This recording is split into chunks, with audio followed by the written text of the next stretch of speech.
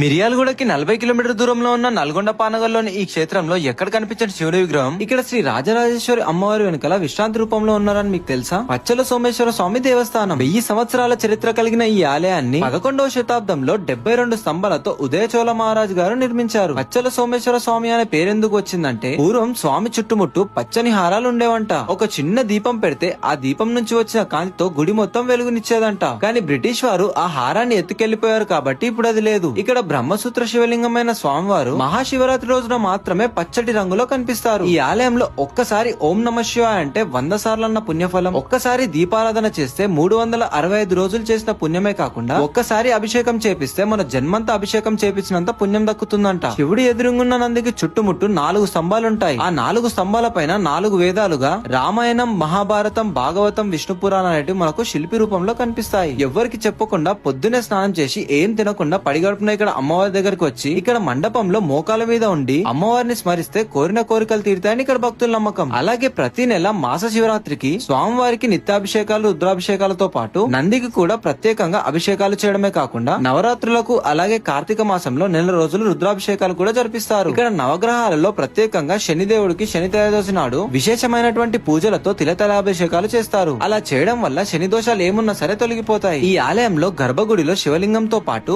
వినాయకుడు, సూర్యదేవుడు, విష్ణుమూర్తి, అంబికా, మౌర్యుల సర్వదేవ దర్శనాలు చేసుకోవచ్చు.